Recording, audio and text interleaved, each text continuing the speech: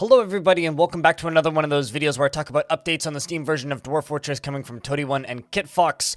Good morning, we have a update for you with brand new screenshots, a handful of them in fact, of a thief stealing an artifact. But alongside of that, we also have a post from Tarn, which I'm going to read first. Once we're done reading that post, we're going to dive into the screenshots. If you want to skip to the screenshots, click here.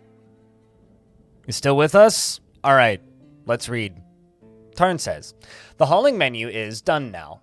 The dwarves are merrily riding carts again and generally causing trouble. There aren't changes to the systems here, but it's much easier to set departure conditions and link up stockpiles to the stops. There's no longer that nebulous state where the pile has been selected and you just click the linkage type, give, take, exchange, and then click the stockpile screen and you're done.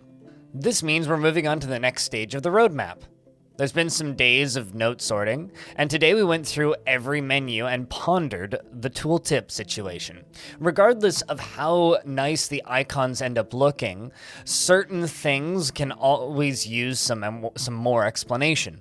Tooltips are also an opportunity to mention systems and connections so that the player can find other bits and pieces of this reasonably giant froth.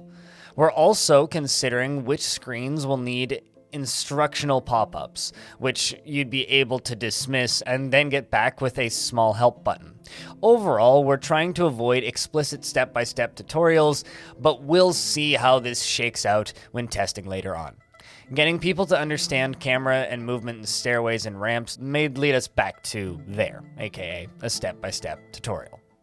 So now that we're done reading that blog post, the one thing I really do have to say is I think I personally would really like to see less of a explicit tutorial that's super hand-holdy and more just of a, hey, you found this menu for the first time, here's an instructional page of how to use it. I think it would fit the game a lot better and in my opinion would probably do just about everything that you need in order to learn Dwarf Fortress. But let's get into these screenshots. So we have a little story that was posted by Zach. If you want to actually read the story for yourself, I recommend having a peek at the KitFox newsletter, which can be found on Steam or in your email inbox if you've signed up via the link below. But here we have this crossbow that was stolen by a thief. So a thief stole a crossbow, and now that it's running to the edge of the fortress. But something I would like to highlight within each of these is there's little things that we haven't seen before. There's these little kind of cubes in the library that I've never witnessed before. I'm almost wondering if they're thrones, but I'm not entirely sure as to what they are. There's little bits and pieces and stuff that just looks unique that has seen polish since we last saw a full screenshot like this, because it's been a while. Something else I'd like to highlight over here is over on the right side of the screen. You can see this little set of rocks and then little set of blue. That's your like above ground and below ground markers, I would assume, for Z levels, which I think looks really cool. Anyway, so this golden crossbow, a Katathteb, has been passed to a thief. And so if we move into this next screen here, we can see this drowning chamber that Zach has constructed of this lovely thief here being chased by a person behind them. Something else I'd like to highlight with this screen is this is our first time, I think, seeing wooden floors since the update. And so we see several different types of what looks like wooden floors, as well as we see our drawbridges in action, blocking up holes on the edges of this, as well as being underwater. And you see our bunch of different levers with a dwarf that has a different skill set than the dwarf that is chasing this thief. The dwarf with a different skill set over there on the right by the levers is also a military dwarf, I would assume, based on their armor, but they have a different skill set than the one doing the actual chasing. We have some mushrooms growing here up in the top left because they've broken into the caverns, and overall I think this scene just looks very dwarfy. It's just nice to see the game with more stuff happening that looks like Dwarf Fortress and not being in the kind of, constant state of, we don't know what's finished, we don't know what's ready to go. This looks like Dwarf Fortress, and I would hesitate to say that this probably looks pretty close to what the final product is going to look like. Now, if I jump forward to the next screenshot, we will see this shot here of examining the thief who clearly has this golden crossbow in their inventory down at the bottom of their inventory, as you can see very clearly, alongside of a book called Time Spent with the Farm. There must be a farmer, and they must hold that farm very dear. So let's move on to the next screenshot here.